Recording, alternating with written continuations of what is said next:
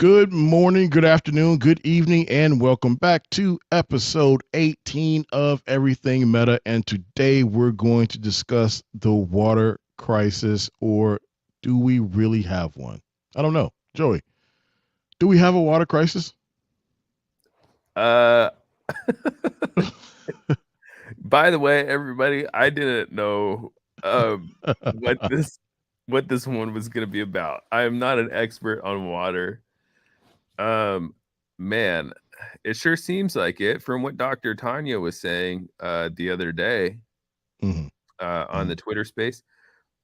It seems like that Colorado River basin, obviously is drying up. There's lots of places around the world that have less and less water. However, the planet is made up of of a significant amount of water, isn't it? Why? What do you think? yeah. And you have some perspective on this, right? I do. I do. And I'm going to give you mine after this. Let me play a small clip. I've broken this up into several small clips, and I want to talk about it. As we are everything meta, I want to discuss the discussion on water shortage. Let me play a clip. I hear a lot of scary things about climate change when it comes to this topic. Is the world running out of water? The world is not running out of water, but we may be changing where it is and how accessible it is to us. I'm Sandra Postel, and I am the director of the Global Water Policy Project. And what I try to do is sort of connect the science and the policy and the practice around water so we can have water security for all beings. So she says we're not running out of water as much as we're running out of water in places where water is needed. Man, that's kind of what I just said, huh? Yeah. Instinctually, I was along the track there. Okay, yeah. I think so as well. And from what Tanya was saying, and this is something that, like, if you ever nerd out on climate change and where the climate refugees are going to be coming from, so on and so forth, you try to find places around the country, around the globe that will have water security for the future. I'm in the Pacific Northwest. One thing that we've been seeing the last several summers here is like extreme drought. We have a ton of rain during the winter, so people think like, oh, it's very wet up here, and so you do have like preemptive climate refugees that come up to the Pacific Northwest, and generally people think that it will be fine up here. However, the amount of fire, forest fires and whatnot that the region will experience in the future will continue to grow, most likely, right? Theoretically.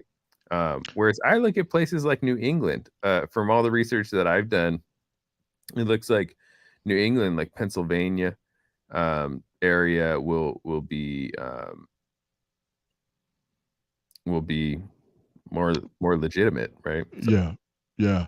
I watched kind of related to what you said. I watched a documentary recently on forest fires, and they said basically we got it wrong. All that Smoky Bear prevent forest fires thing was where we got it wrong. That we should have allowed some of these fires to carry themselves out to their natural end, and it would have then curbed the damage of future fires by eating through all the vegetation, etc. Fires are natural, right? Natural process to kind of run through some of that fuel each and every year.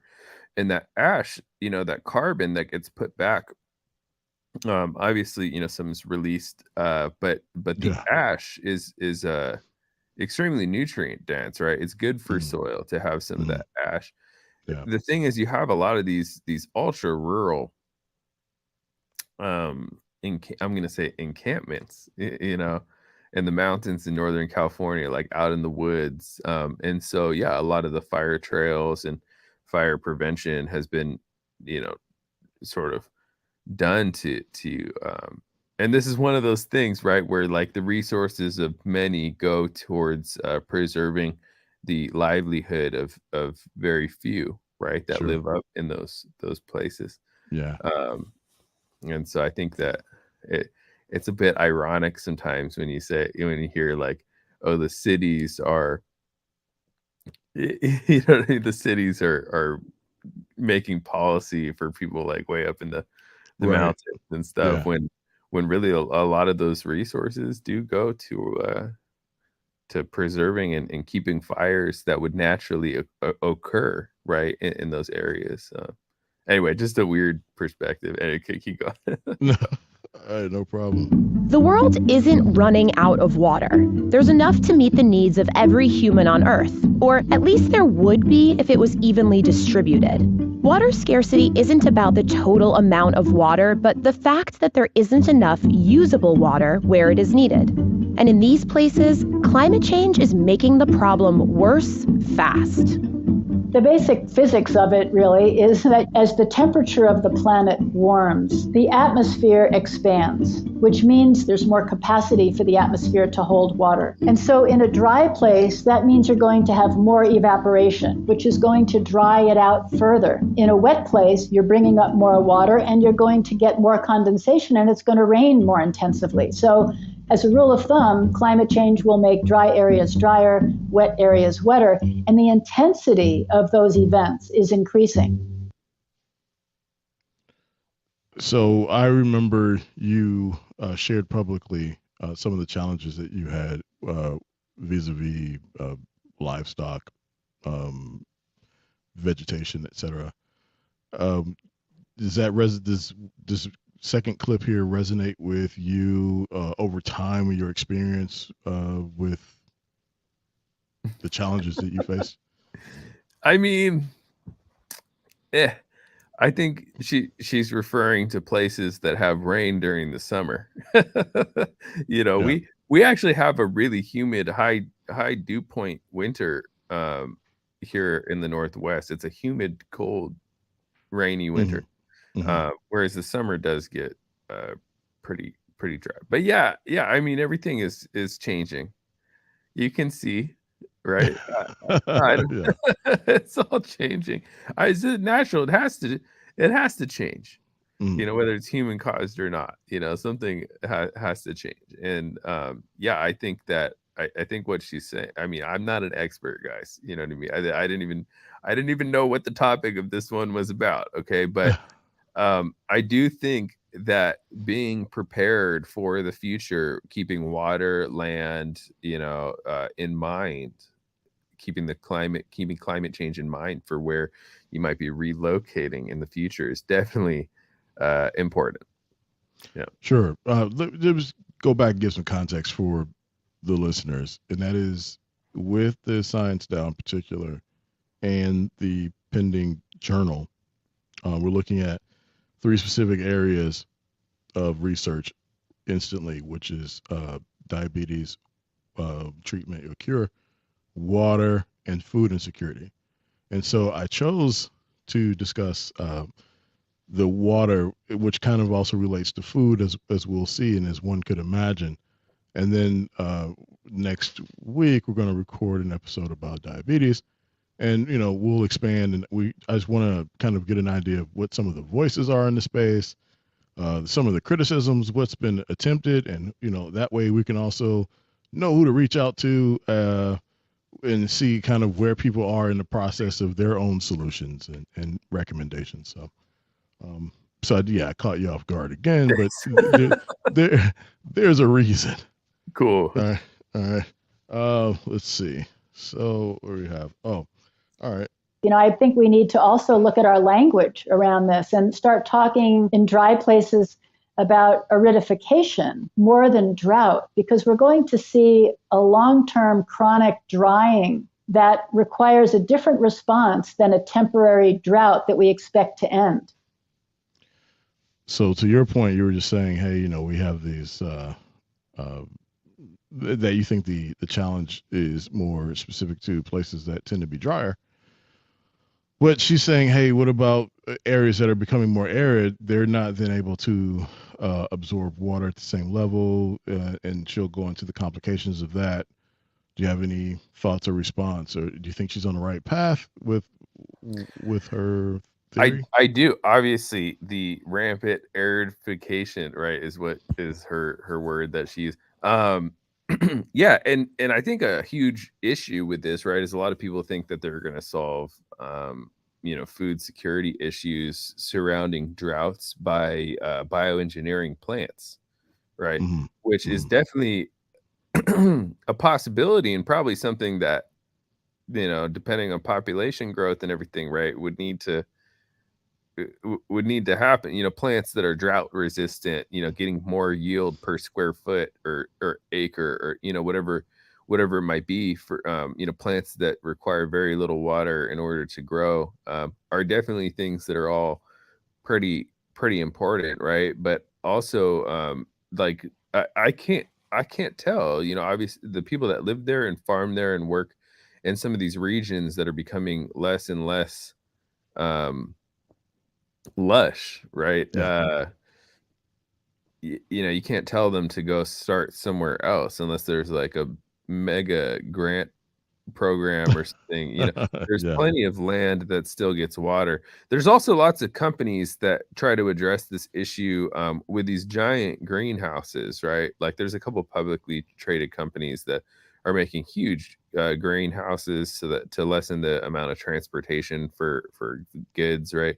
But also you can create sort of like a microclimate inside of the greenhouse as well.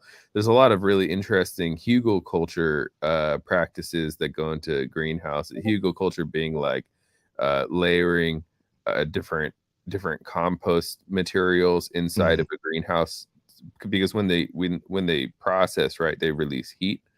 Right. And so there's a lot of people, like in places like where you are, right, in the Midwest, right? Midwest. Yeah. That you utilize hugelkulture in greenhouses in the dead of winter to grow citrus, and have like their own little microclimate inside of their enclosed space. And so, I mean, so there's like a couple different routes, right? There's some publicly traded companies that are making these giant greenhouses and creating sort of like their own micro climates inside of the greenhouses and growing food that way. And then there's the biotech, bioengineering, like Monsanto and whatnot, right, that are modifying genetics of plants to produce more yield or make them more drought resistant or whatever it is. Mm-hmm. What do people want? You know what I mean? What do people actually want? I mean, there's all sorts of weird new innovations too addressing food scarcity, like people are farming crickets now. There's like cricket protein bars and all sorts of different things. I was watching Blade Runner the other night, 2048. Never saw it. It's like a sci-fi movie. One of the people is a protein farmer, and it's like worms. He's growing worms. Yeah. So there's, you don't really know what 2050 will look like, right? And you don't know which one of these strategies will be most effective, right? The microclimate greenhouses, the local sustainable stuff, the mushroom type in products like what Stephen is working on, or bioengineering plants, or like a not hungry pill. I know there's a lot of people, as crazy as it sounds, I know there's people looking for, like, can you get all your dietary and caloric needs like in one pill, right? Like in Demolition Man, right? When the you remember Taco Bell's like a little pill. Okay, I'm rambling. Go on. Demolition Man. All right. Here we go. Water is a matter of global security because there are a lot of human beings living in those dry environments, whether it be Los Angeles or Marrakesh. The UN estimates that water scarcity currently affects 750 million people globally, and that by 2035, half the world's population will be living under high water stress. Just looking for a reaction. Oh, absolutely, man. I grew up in Los Angeles. It's not. I grew up at the beach in Los Angeles. Yeah. We have sprinklers, right? We're not supposed to use our sprinklers. I remember I was watering the plant. This is one thing that sticks out to me a lot, actually, when I was a very, very little kid. Mm-hmm. I wonder if my mom will see this, actually, but I was watering the plants because I thought, I'm a kid, I'm like, watering the plants, like trying to help the plants grow, right? They want water. And my mom's like, got really mad at me for wasting God's water. Okay. That's you got super mad at me about, and I felt so guilty. I felt so guilty.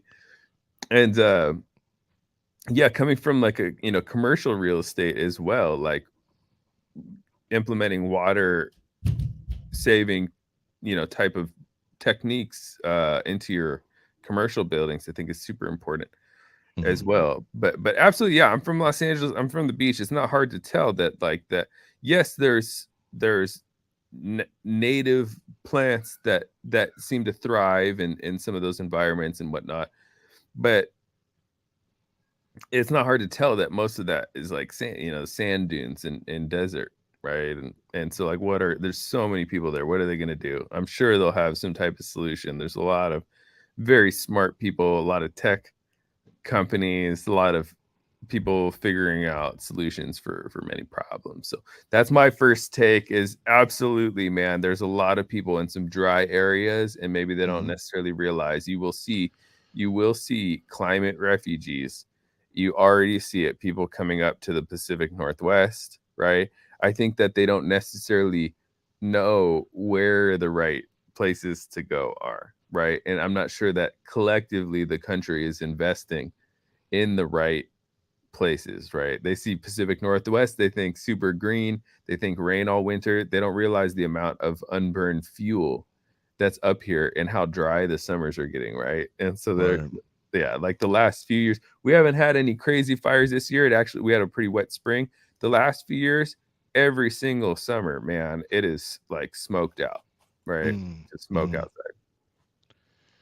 I think about like Las Vegas, for instance, Lake Mead, they're running low on water there, but they're still developing and sending people there. I don't understand the appeal. Like, it seems like what you said. I think for the most part, as citizens of any country, you expect your country to help find some solution. Everyone's thinking some smart guy or girl or somebody will figure this thing out.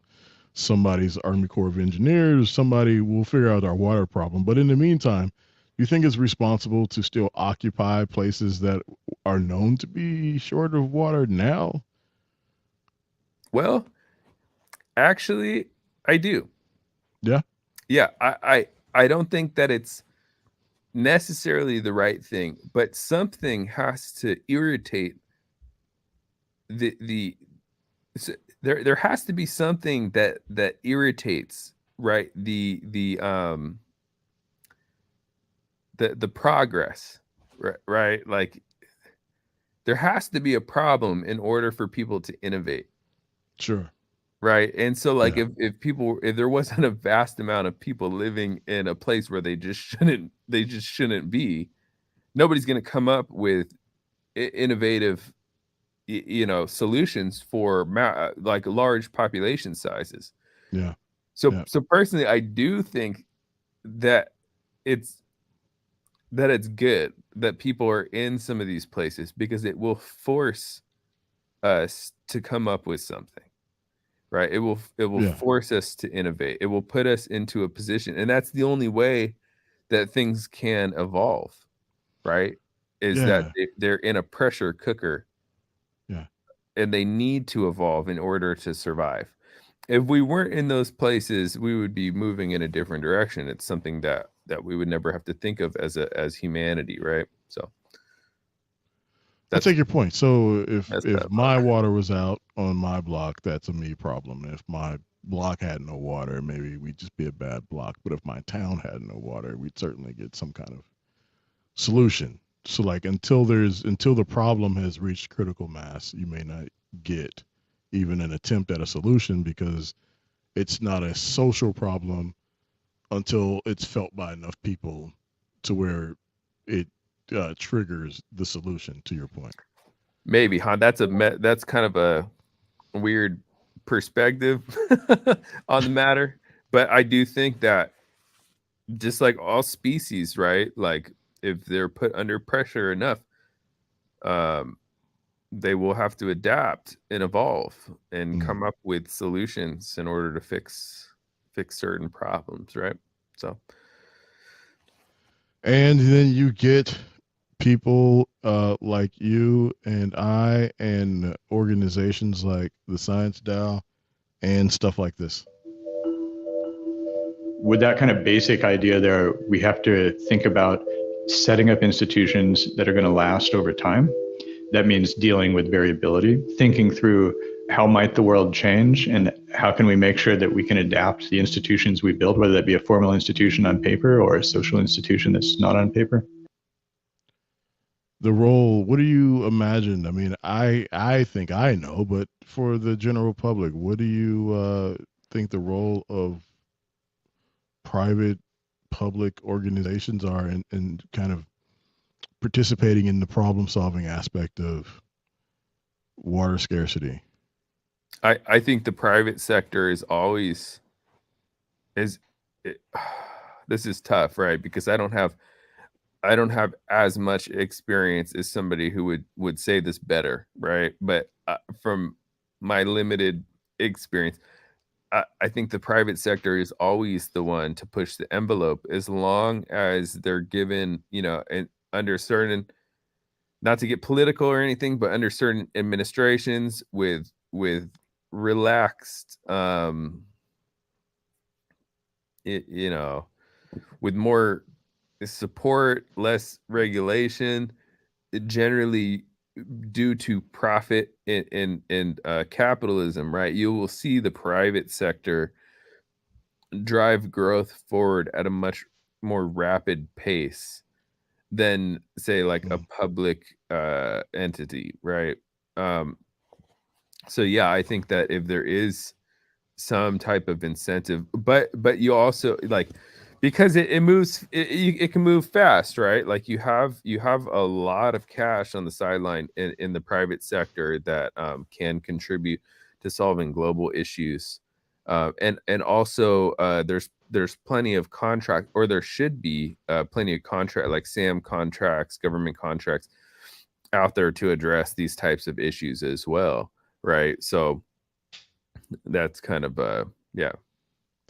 So just to kind of push back a bit, are you suggesting, and I don't want to put words in your mouth, are you suggesting that the public sector is not truly committed to some of the solutions, maybe just kind of tied up in the bureaucracy of appearing to solve problems? No. I actually don't have enough information to give a perspective on that. I'm sure that there's plenty of public organizations and workers that are trying really hard and thinking about this stuff every day, right? That's like, bro, I couldn't be one to sit here in my house, and say like the public, they're not doing anything, because there's probably like a bunch of people that are trying really hard somewhere out there in the world. Yeah. But to put it in perspective, right? Like you have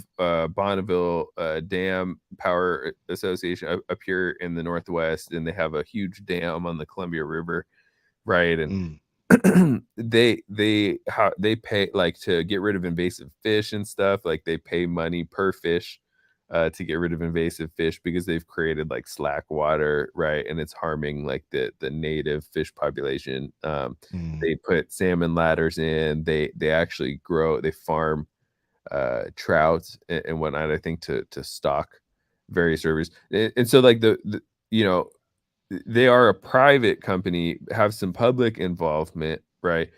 But they are sort of forced to do things for the natural environment and people that they affect, right, with their work.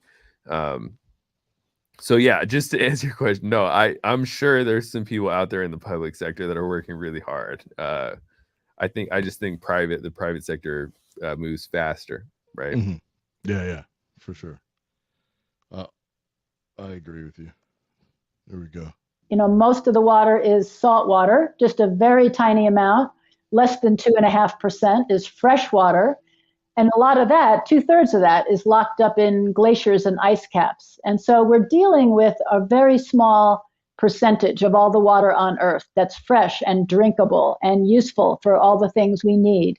So having said that, that water cycles, and the basic supply comes down as rain and snow from condensation in the atmosphere. And so it falls onto the land somewhere, and then depending on what's going on, it'll do one of three things, really. It'll run off the land and join a creek or a stream and become what we call runoff, and that'll eventually end up in the sea. It can soak into the soil and then potentially recharge groundwater below that, or it can evaporate or transpire back to the atmosphere pretty quickly. Uh-oh. And he's back. Sorry, I was just shouting at my kid a little bit. Were you able to catch the last of it? Yeah. Water cycles. Yeah. So you see, my perspective on water cycles and what's happening. Yeah, I mean, either your perspective or your personal perspective or your perspective of what she said. Like, do you think that her argument makes any sense? Why we should care about the water cycles, how they impact the way that we interact with fresh water? Anything you want to share? Oh goodness, I mean, well, this is going to sound so generic. Water cycles, extremely important to various regions. Yeah. I mean, it's a given. Hold on, give me a sec. Sure.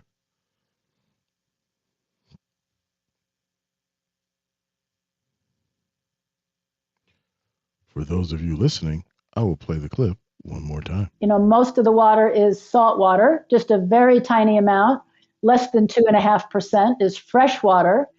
And a lot of that, 2/3 of that, is locked up in glaciers and ice caps. And so we're dealing with a very small percentage of all the water on Earth that's fresh and drinkable and useful for all the things we need. So having said that, that water cycles, and the basic supply comes down as rain and snow from condensation in the atmosphere. And so it falls onto the land somewhere, and then depending on what's going on, it'll do one of three things, really. It'll run off the land and join a creek or a stream and become what we call runoff, and that'll eventually end up in the sea. It can soak into the soil and then potentially recharge groundwater below that, or it can evaporate or transpire back to the atmosphere pretty quickly. Just replayed the clip. Yeah. Didn't know how long you'd be gone. I guess her point, I mean, she's kind of saying some sort of, pretty basic things there. But yeah. I think her point that maybe she's getting at is that we need to have strategies on how to capture and how to maximize some of this runoff. A good example of this is the Anasazi people of Southwest Colorado. So I used to live in Mesa Verde, like Mancos, Colorado, which is like the base of Mesa Verde. I don't know why I said Mesa Verde, but the cliff dwellings in Mesa Verde are some of the first people of North America, right? And the way the runoff, just tying to what she's talking about, works there, is that the snow, you have all these peaks in the Rockies, 14,000 foot peaks all surrounding you. There's tons of snow, and it runs off and it goes down through these cracks, and you'll see like these cracks in in the rock that go into many of these cliff dwellings. And I mean, that water can travel and be available for like a long period of time, right?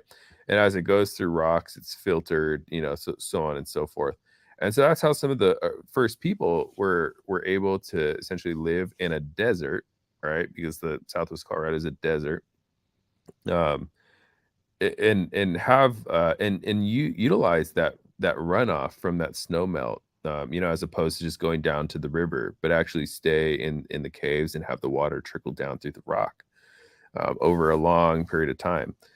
Also, a lot of the things that they'd be growing were things, and this is like the early people, after agriculture was apparent, but winter squash, things that are, you're able to grow, and then they keep throughout the winter, right? Because it's freezing cold outside, and so you can pop a squash right in the snow and have it essentially be preserved for a long period of time. And so if you've ever, like, we used to grow winter squash here, and it's something that you can grow like quite a bit of. I mean, they're basically like pumpkins, like varieties of pumpkins, right? And I mean, you can grow, I don't know, 50 of these things, and basically have different varieties of squash all winter long. You don't even have to go to the grocery store. And so the first people, they had like a lot of really interesting strategies on how to be very efficient with a lot of that water runoff. Do we have a lot more people now? Yeah. Yeah. Is she proposing some idea on capturing some of this runoff a little bit better? Like, maybe it would be good. Yeah, for sure. I think she goes into a bit of that and talks about the way that, when there's farming, farming usually takes place in places where they're sunny. Places that are sunny tend to have less water. So then we use these irrigation systems to bring the water to where the sun is. Yeah. And evaporates. Yeah, then evaporates, right? So, but we have to do a better job of kind of keeping that.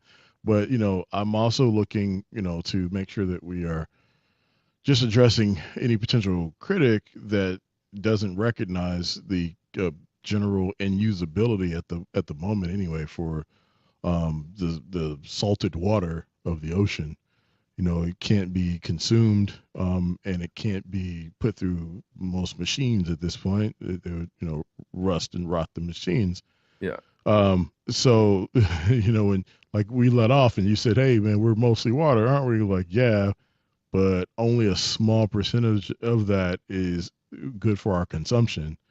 And even then, there's enough for everyone in the whole world if it were divvied out evenly. Right. But just based on geography, that's just not the case. Well, go ahead.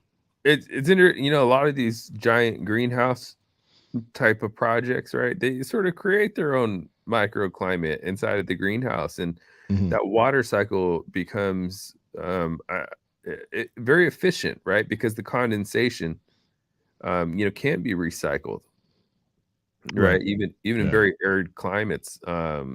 So maybe there's practices. I'm not sure. Like, is it the practice, the greenhouse practice? Is it the bioengineering so that the farmers can grow in places where they shouldn't have like gigantic farms? Like, I mean, yeah. I don't know. I don't know. I mean, to that point, I guess, we live in places that are air conditioned in the summer and heated in the winter so that we can live in places that we probably wouldn't or shouldn't like. So, here we go. What about the relationship between agriculture and water consumption? Agriculture is the biggest consumer of water in the world. About 70% of all the water we extract from rivers and groundwater aquifers around the world goes to agriculture, and much of that is consumed. It doesn't go back into the water cycle right away. It's transpired by crops back to the atmosphere, so we can't immediately reuse it. So agriculture is the primary reason we see depletion in much of the world. So we kind of got ahead of ourselves, but with regard to agriculture, I mean, just the inability to count on that water to be put back in the cycle. Absolutely. The places that it's best to grow we're taking water from places that have plenty to get them to the places where the growing happens, and there's no return happening for that. Yeah, I mean, so in Southwest Colorado, right? It's like the pinto bean capital of the world. They grow a lot of chili, hatch chili. Anybody? A lot of green chili, and a lot of hay. They have they grow a ton of hay as well, and it's all irrigated, right? It's all irrigation. It's all side rolls. I have rolled a side roll to irrigate, and the water shares each year. I mean, they cut off irrigation at different times each year, depending on how the water situation is looking. And so, yeah, it's although it snows a lot, there's a lot of water that comes down during the winter, right? It is a desert during the summer, right? It's a desert the whole time, right? But there's a lot of snow, so there's technically a lot of frozen water that's available. But yeah, very arid climate, a lot of evaporation. Yeah, Sounds about right. yeah. All right. Just a couple more, and I would like to give some closing thoughts before we go. Obviously, still want your thoughts on each of the two clips, but some closing thoughts in kind of summation of everything that we've heard and discussed. Cool. Understanding the water cost for any given product can be hard work. And most of us go through our daily lives without understanding just how big our water footprint is. So if we're an average American, it takes about 2,000 gallons of water to sustain our daily life, our daily lifestyle, 2,000 gallons a day. Only 5 or 10% of that is the water we're using at home, and half of that is in our diet. A third of it is in our energy use. Maybe 10% is in our computers and phones and coffee mugs and the things that we use and buy. And then 5 or 10% is the water we use at home, indoors and outdoors. So it's a lot of water, and a lot of it's hiding. If you look around, everything takes water to make.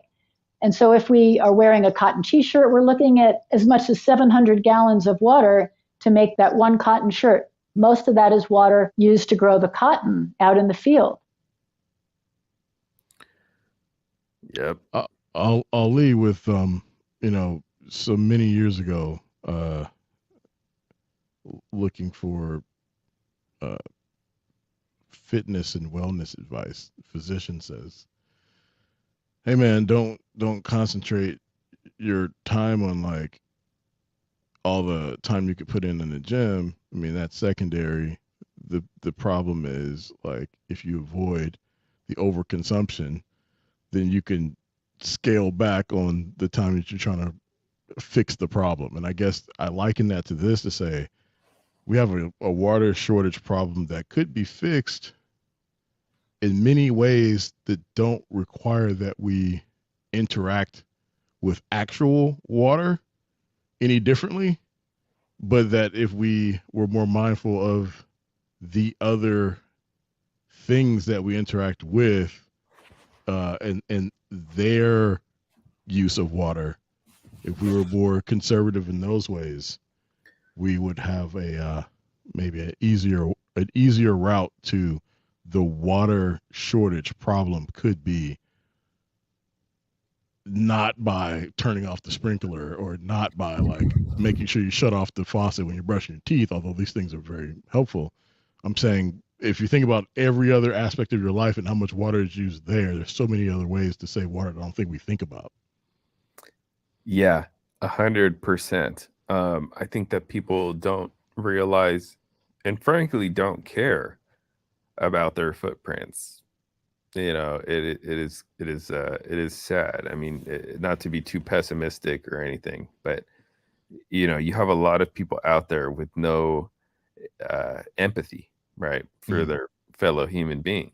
And I mean, it's hard to say, yeah, like almonds, right?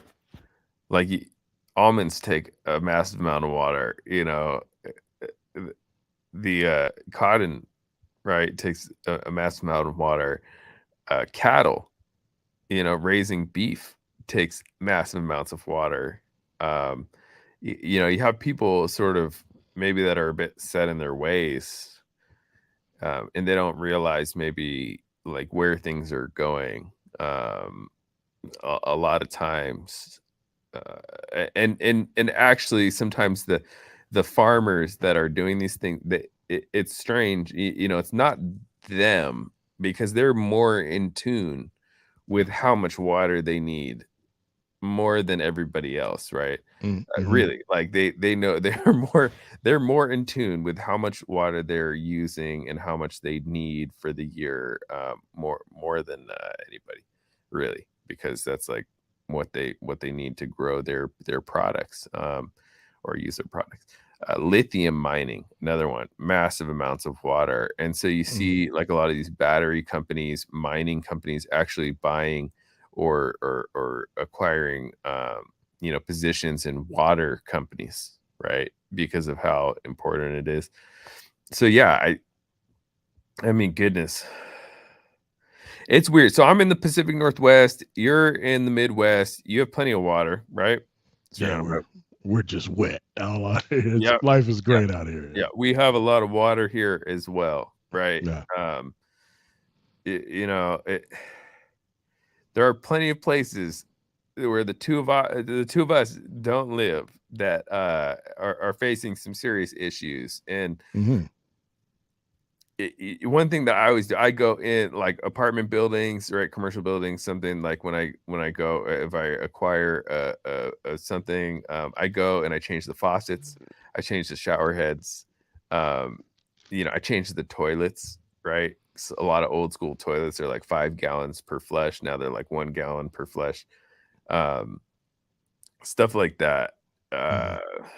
It's tough because I have a well. Our water here is amazing. It's like some of the best water anywhere. The groundwater. Yeah. It's really hard to. What do? We make a brand. This is what we're gonna do, Ken. We put together. I'll talk to you about it after.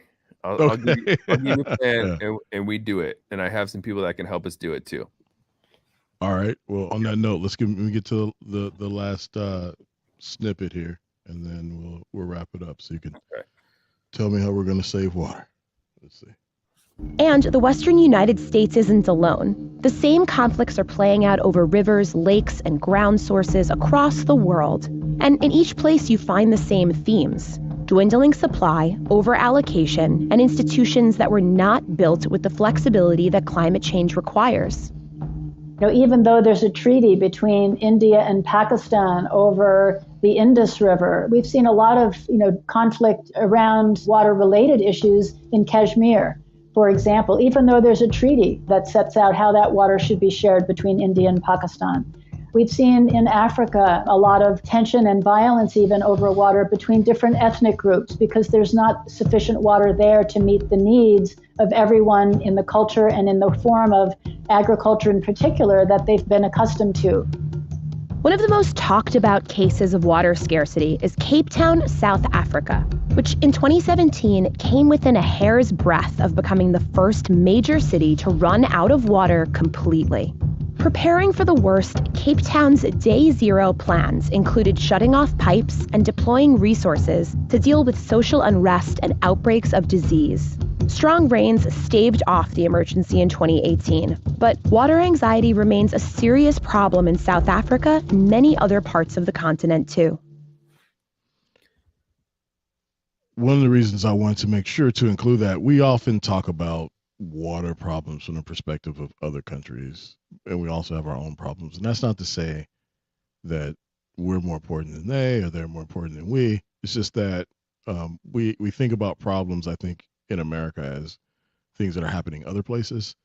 And so to point out some of the things that may be more high profile that are happening in other places, I don't want, I see them as just as serious as what's happening on the West Coast, in the LA area, in some regions of the South, et cetera. Just because we may get to the solution a little bit more quickly because we may be a better resource to do so, doesn't mean that we don't have a problem here. And yeah, so just in general, this is a global issue, and the responses to it don't have to be everyone turn off all the water. There are so many things that we can do, and I'm sure you're gonna tell me what we're gonna do in just a few minutes. But so that's just where I wanted to leave it. And what do you think? Man, I think that it's awesome that this podcast is sort of about crypto and whatnot, but you're drawing a lot of attention to water scarcity. I think that's super cool. So I think a lot of people don't think about it, right? They don't think about it at all. And even some of the the freshwater, various industry in the past, and how it has affected freshwater supply regions around the world that seem like they're at extreme levels. But every continent has its issues and its challenges, and North America is no different, right? And we have a large population and a lot of places that are probably in more peril than people can actually imagine.